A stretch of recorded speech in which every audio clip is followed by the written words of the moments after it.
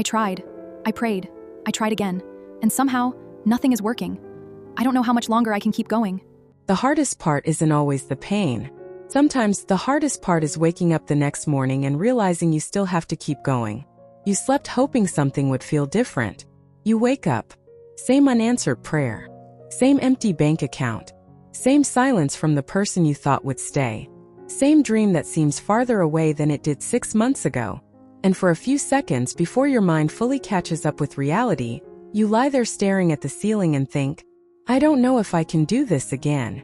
Not because you're weak. Not because you don't love God. Not because you don't have faith. You're simply tired of carrying something that hasn't changed. And maybe that's where you are right now. You're still functioning. You're answering messages. You're going to work. You're smiling when someone asks if you're okay. You're doing what needs to be done.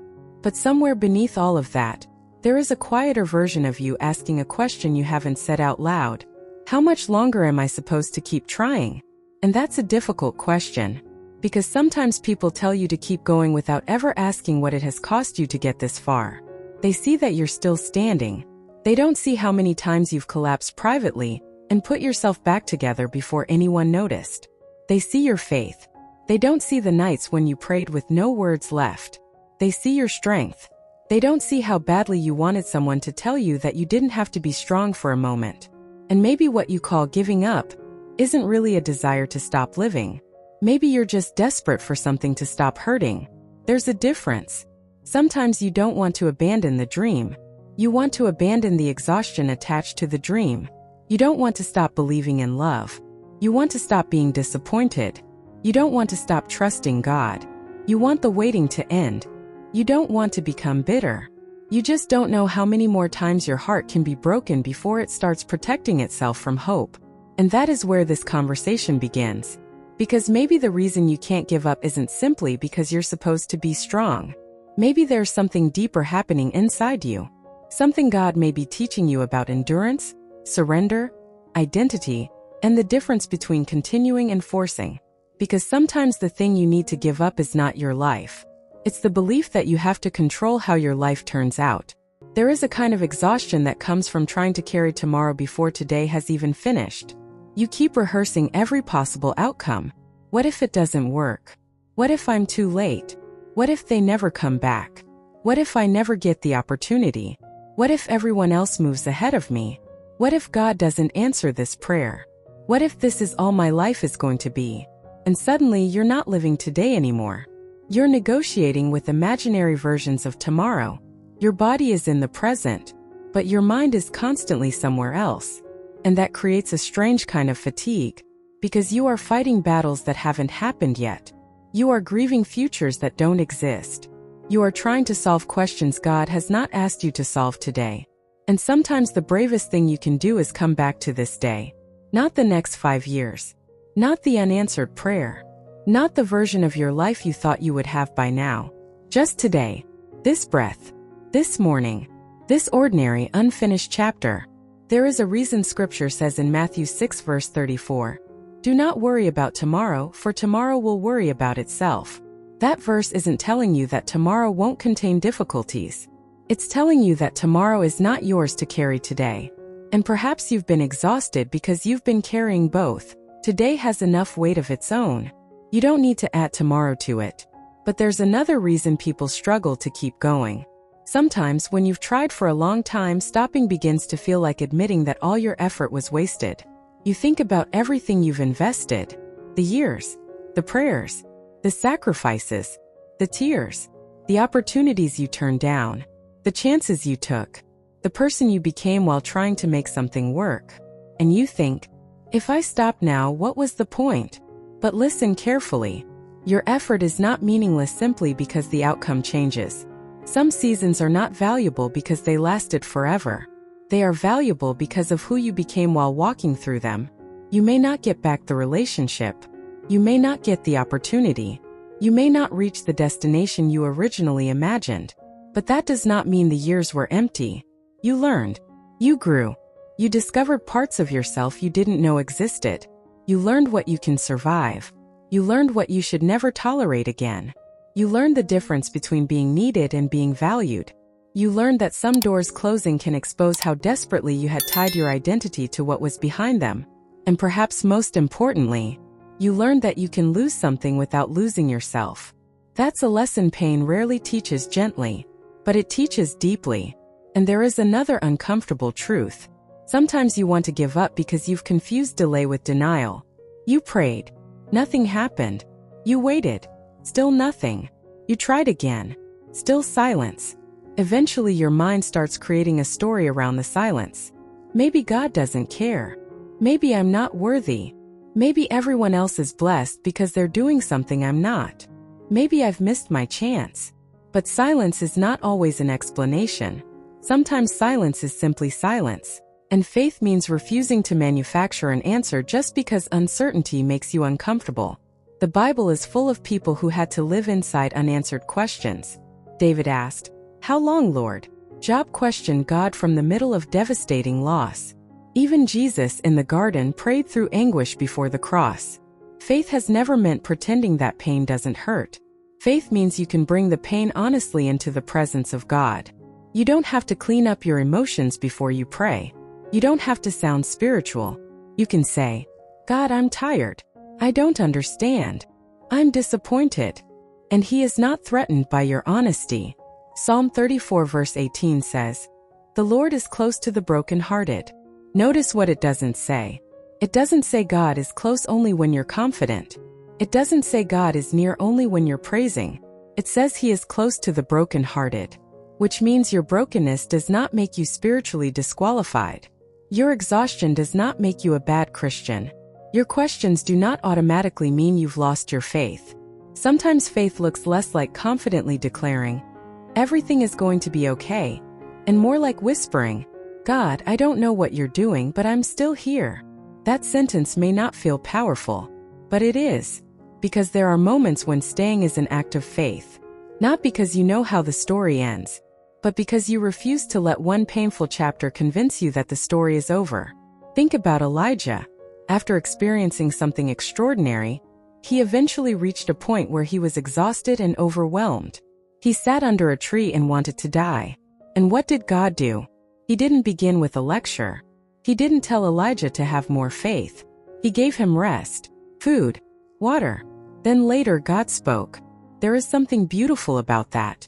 Sometimes the spiritual answer to exhaustion begins with acknowledging that you are exhausted. You are not a machine. You are a human being. You have limits. You need sleep. You need support. You need moments where you are not producing anything. You need people you can tell the truth to. You need space to grieve what didn't happen. And perhaps you need to stop interpreting every moment of exhaustion as a spiritual failure. You can love God and still need rest. You can have faith and still need help. You can believe in your future and still mourn your present. These things can exist together. But here's where it gets deeper. There comes a point when perseverance can become something unhealthy. Because sometimes "I won't give up" becomes another way of saying, "I refuse to accept that this version of my plan may be over." And those are not the same thing. There is a difference between perseverance and attachment. Perseverance says, "I will continue walking with God even when I don't understand." Attachment says, "God must give me this exact outcome or I won't be okay." Perseverance leaves room for God to redirect you. Attachment demands that God approve your blueprint.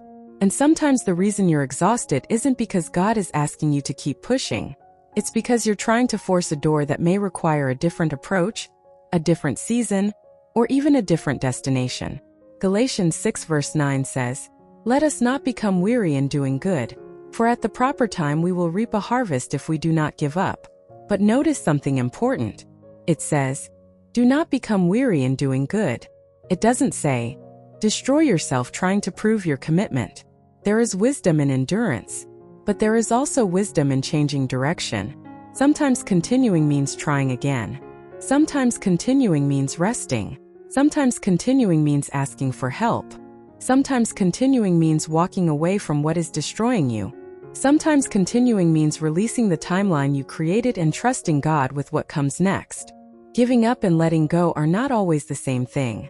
You may need to let go of the version of yourself who thought life had to happen by a certain age. Let go of the relationship you keep resurrecting in your mind. Let go of the need to understand why someone hurt you.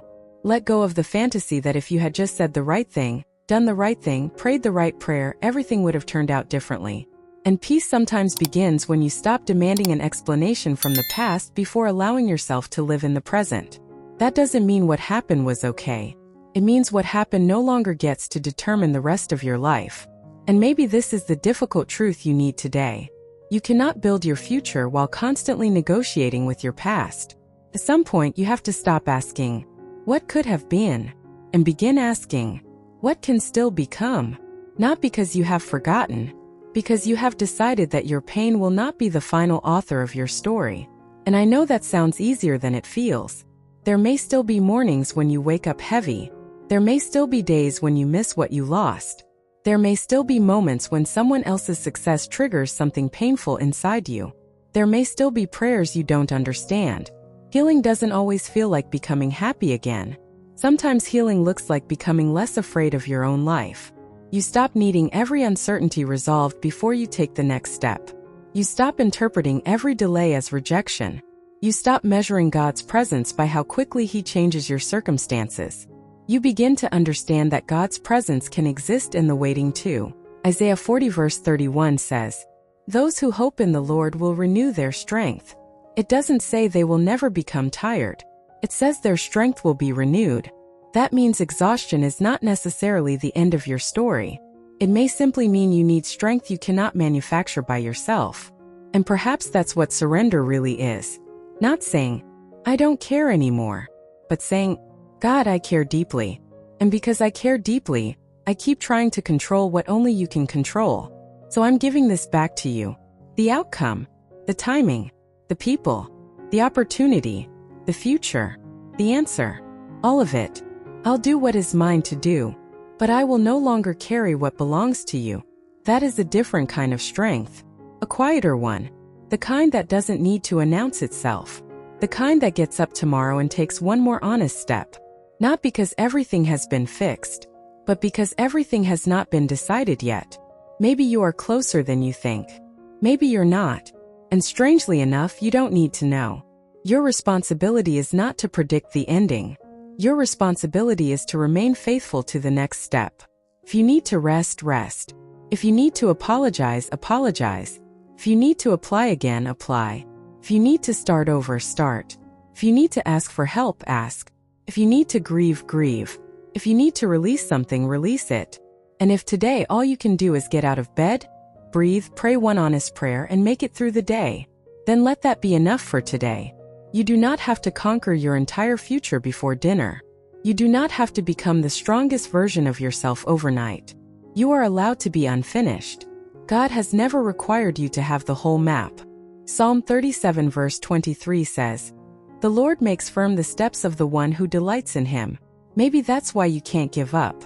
Not because you have some extraordinary strength hidden inside you, but because there is still a step in front of you that you haven't taken. There is still something God can do in you that this season has not finished producing. There is still a version of your life you haven't met. And there is still a version of yourself you haven't become. So don't make a permanent decision based on a temporary season of exhaustion.